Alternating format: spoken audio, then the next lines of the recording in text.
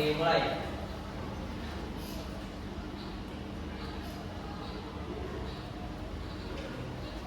Mudah selesai.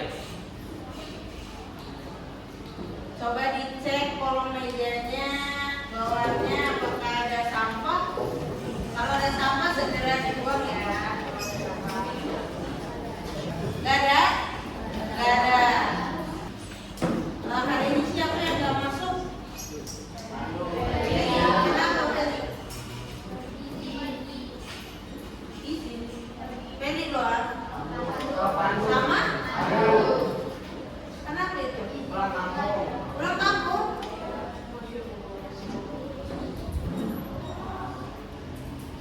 Semoga yang sakit cepat sembuh dan yang pulang kampung yang dilancarkan perjalanannya ya. Kita akan bahas tentang dampak sosial informatika ya. Tujuannya apa? Kita mengetahui dampak sosial dari informatika itu tujuannya untuk kalian agar bisa meminimalisir ya dampak-dampak negatif yang ditimbulkan dari informatika. Banyak ya dampaknya, misalnya penyebaran berita hoax, ya, atau berita bohong. Oke, Ibu mau tanya, apa kalian punya akun media sosial? Apa? Punya Facebook? Gak punya Facebook? Zaman now gak punya Facebook. Sama lagi Instagram, terus TikTok, selain TikTok, YouTube, Twitter, terus apa lagi? Telegram, apa lagi? Nah,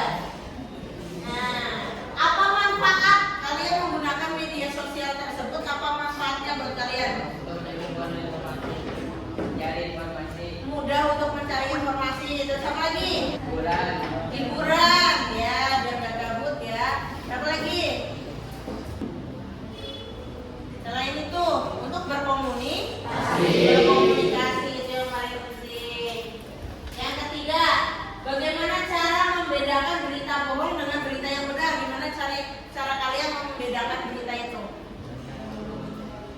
Baca dulu dengan teliti, betul. Apalagi? Yang sumber yang memberikan informasi. Lihat sumber yang memberikan informasi. Cara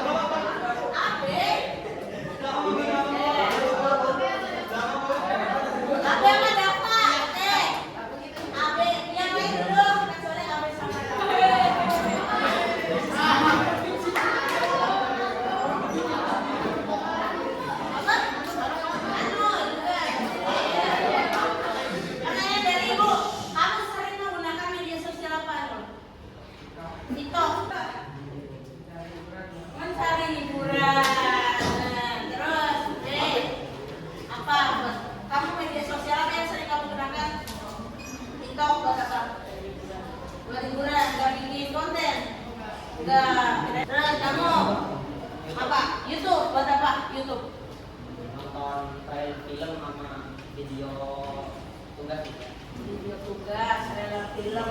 Oh, sebentar. Karena manfaat media sosial ada dampak positif, ada dampak negatif. Seperti yang ibu katakan sebelumnya. Kalau dampak positifnya itu mendapatkan informasi yang bermanfaat. Jadi kalian kayak tadi tuh ada yang nyari di YouTube tentang pelajaran-pelajaran yang kalian nggak tahu, tutorial atau apa dari di YouTube misalnya. Terus yang kedua adalah dampak negatifnya. Selain dampak positif, ada juga dampak negatif, yaitu diantaranya maraknya berita bohong atau hoax.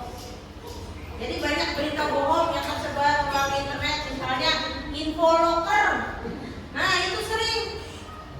Ibu pas zaman dulu lagi nyari kerja sebelum kuliah sering banget mendapatkan info loker itu pakai Gmail pribadi, bukan Gmail perusahaan.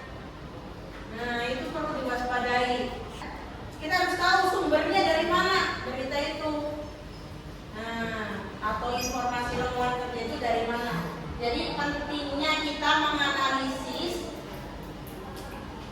informasi-informasi dari media sosial. Oke, cara mengetahui berita bohong yang pertama mengembangkan pemikiran kritis, logika, pakai logika. Logikanya nggak mungkin buat lowongan kerja itu merekrut karyawan gajinya tinggi banget sampai 27 juta baru masuk kerja, itu nggak mungkin. Kecuali kalian mau di luar negeri, beda ya. Di Indo nggak ada yang kayak gitu. Itu jadi kalian harus berpikir kritis. Yang kedua, memeriksa sumber informasi dari mana itu sumbernya. Apakah dari website perusahaan ataukah itu sumber informasinya apa dari berita? Apa memang itu karangan orang dari Instagram orang atau TikTok orang buat bikin konten-konten lucu-lucuan atau konten yang bikin kepanikan, gitu ya. Yang ketiga, melakukan cek and recheck dari liputan lain. Jadi kalian harus searching dari berbagai sumber. Misalnya udah dari YouTube udah dilihat, dari Google seperti apa, gitu ya. Yang keempat, cek validasi gambar. Jadi gambarnya itu asli apa editan. Kalian kan tahu kan?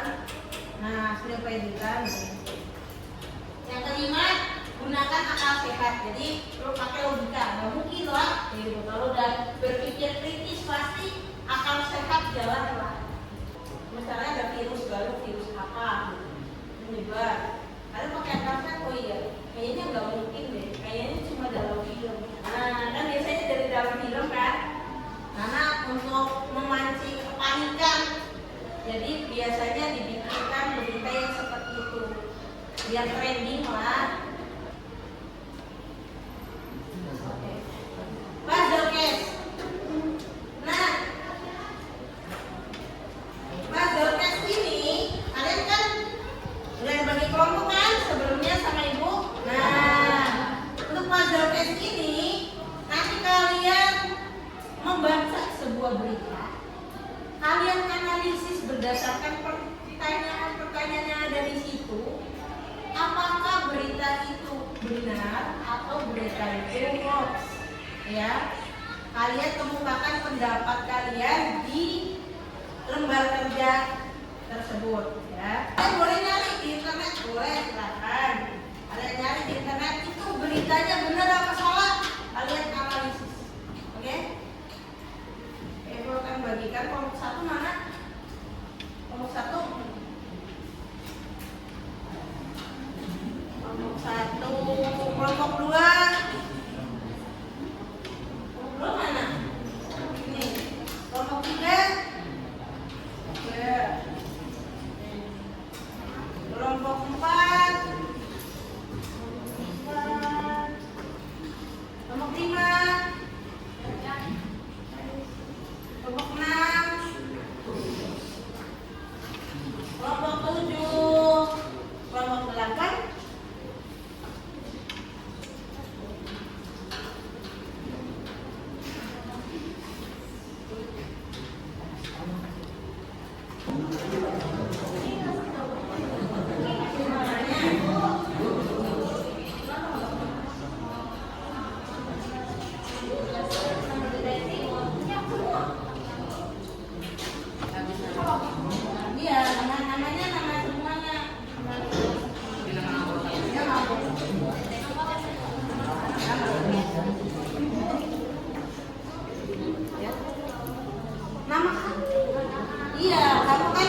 sebagai detektif, kalian dua sebagai detektif, gimana cara kalian untuk menganalisis berita?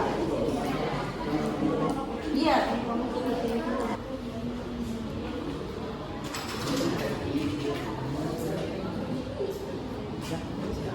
Cari ini gitu.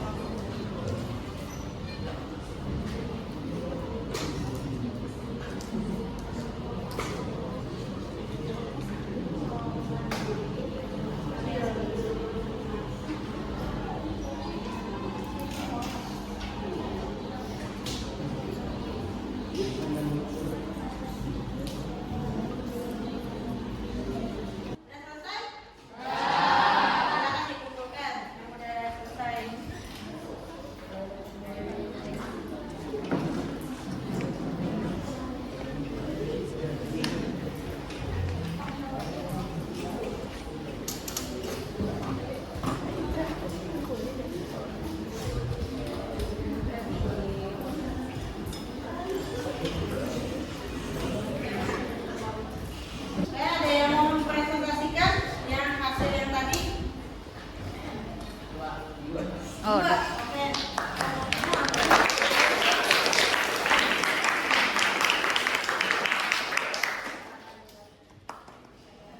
Assalamualaikum warahmatullahi wabarakatuh.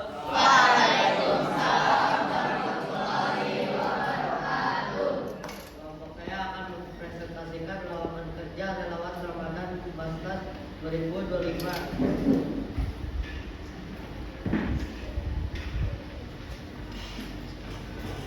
Nama detektif Nika, Iwa, Anita, Vanessa, Isa, Taskia. Kelas 8D. Tanggal investigasi tanggal 17 Februari 2025. Judul dari berita tersebut, rekrutmen relawan Ramadan tahun 2025. Dari mana berita ini berasal? Dari media sosial Instagram dan website. Apakah penulis berita ini jelas dan dapat dipercaya? Jawabannya tidak ada penulisnya. Apa isi utama berita ini? Beredar sebuah informasi di media sosial Instagram mengenai rekrutmen relawan Badan Amil Zakat Nasional Basnas Ramadan tahun 2025. Apakah berita ini menyertakan bukti seperti data kutipan atau sumber resmi? Ya, resmi.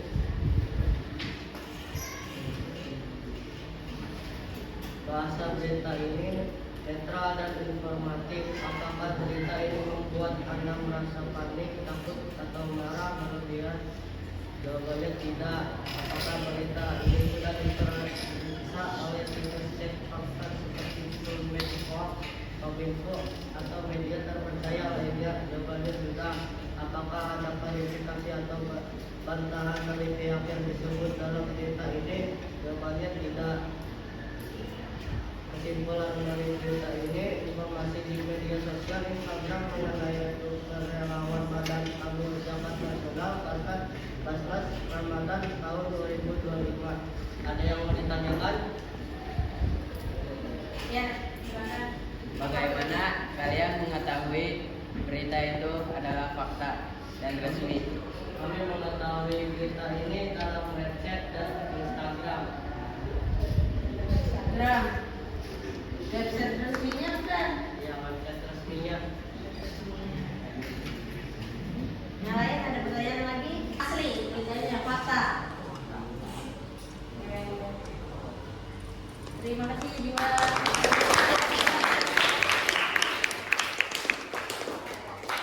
Apa kesimpulan yang bisa kalian ambil dari pembelajaran hari ini?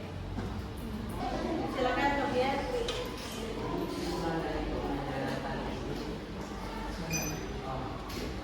Jadi kesimpulan dari pembelajaran kali ini adalah kita bisa memilih mana berita hoax ataupun mana berita yang fakta.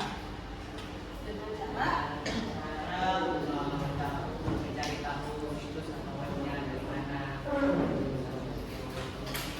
Ada kutipan nggak?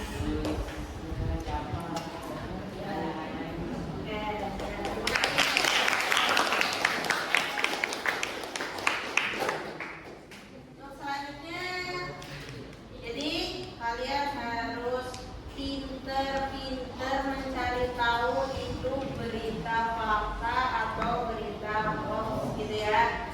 Jadi kalau kalian misalnya dengar berita jangan langsung menyimpulkan, jadi kalian harus menyelidiki dulu, jadi detektif dulu ya.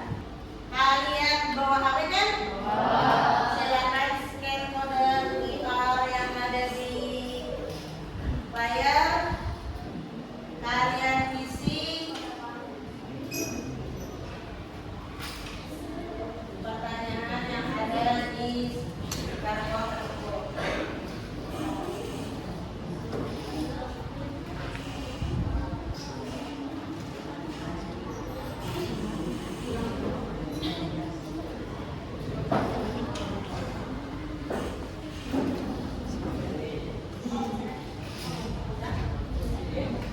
Iya, betul. Betul. Kalian isi pertanyaannya, kalian jawab pertanyaan-pertanyaan yang ada di situ.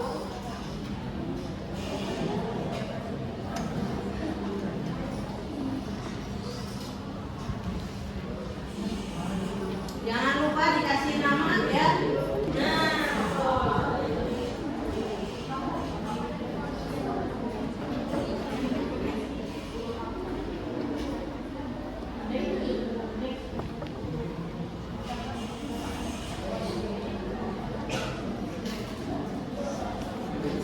Saat jalan.